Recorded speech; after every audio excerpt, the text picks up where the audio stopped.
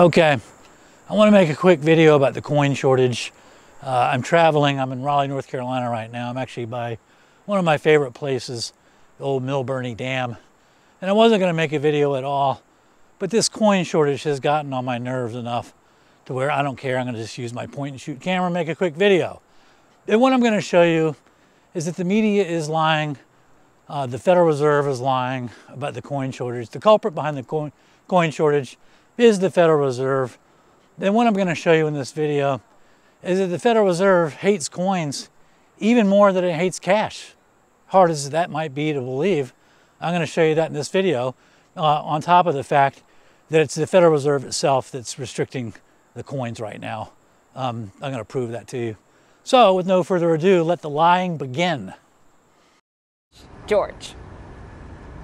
Hey, Shari, this really giving new meaning to that saying, the cash is king argument. Now, the Fed has attributed this shortage to the pandemic. There is less circulation and less production at the U.S. Mint.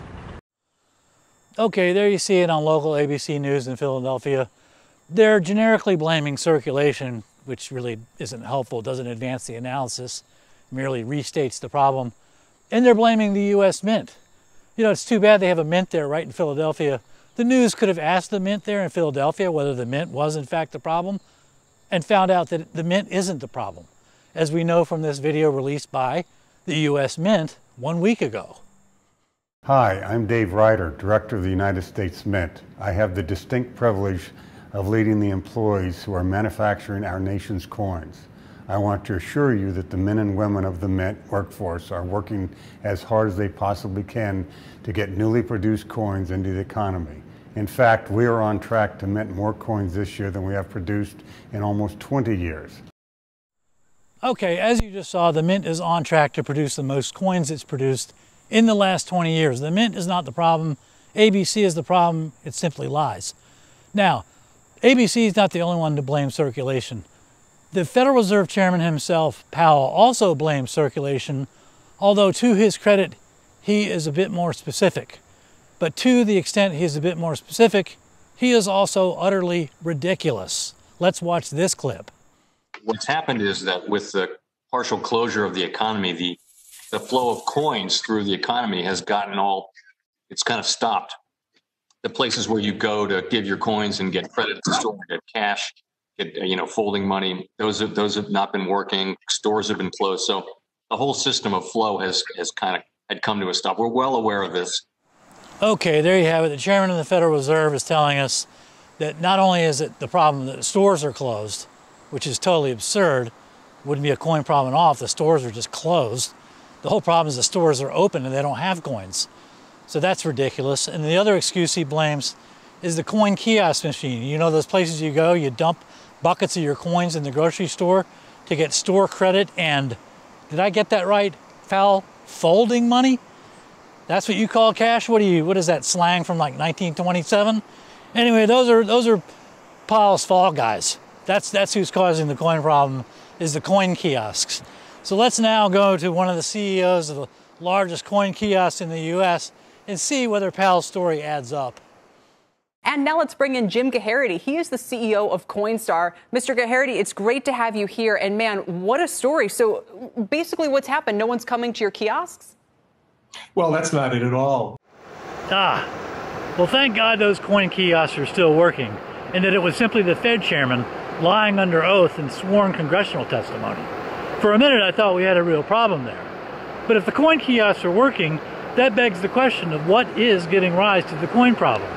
And for that, let's go back to the CEO of Coinstar and let him finish his explanation. The issue really is with the pandemic, people have stayed in their homes more frequently, and grocery trips are down. At the height of the pandemic, it was about 50% less trips to grocery. And as a result, there's just been less time for folks to go in and do the coin transactions. Okay, I cut my grocery trips in half, and that reduces my time to go to the coin kiosks and change out my coins. Yeah, whatever. Okay, you get it. There's lies flying all around. If you want a source from somebody who actually is in or has access to the distribution chain for coins and who can get to the bottom of what's going on with this coin shortage, here you go. I received a call from a bank here in Tennessee's 6th Congressional District yesterday, alerting me to the fact that they have been notified at the beginning of this week by the Fed that they would only be receiving a small portion of their weekly order of coinage. According to this banker, his institution will likely run out of coins by Friday of this week or this weekend. And after some preliminary research, I found that many other banks across my district are having the same operational challenge. So there you have it. It is not the mint. It is not the retailers. It is not the banks. It is not the general public having less time in the day to go to the coin kiosk. The problem with the coin shortage is stemming from the Federal Reserve itself. The Federal Reserve is deliberately causing the coin shortage. Now the only question is why the Fed would want to cause a coin shortage. And for that, as always, we will look at the Federal Reserve balance sheet and see what the Fed's motivation might be for cutting off the supply of coins in the US. If you scroll down to section 5, or maybe it's table 5, you can see assets and liabilities broken out, starting with assets. One of the first assets you see there is coin, sitting at $1.5 billion.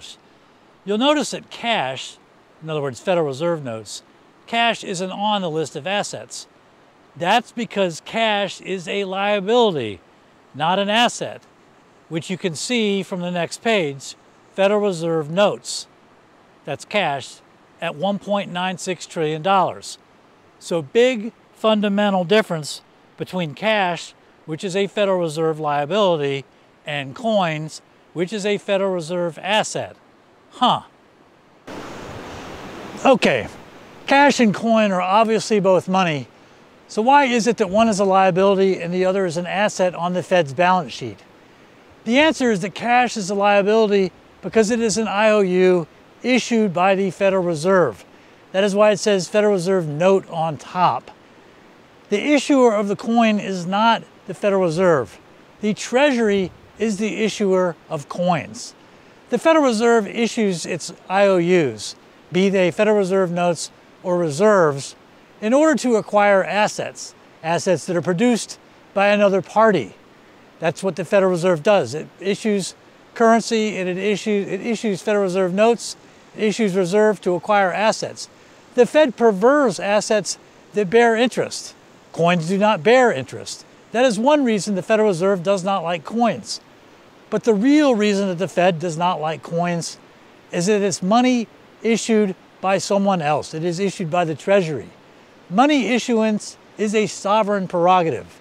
There are two sovereigns in the US. One is the Federal Reserve. It is a dominant sovereign, and it is in the process of killing off the weaker sovereign, which is us, the US government, the Treasury, what have you. And that is what the fundamental tension is between cash and coins. The Treasury is the issuer of coins. The Fed is very jealous of that. Incidentally, when the Fed issues dollar bills, $100 bills, $1 bills, it pays 6 to 15 cents per bill. The difference between the face value and the production costs of any money is called seigniorage. Seigniorage accrues to a sovereign power.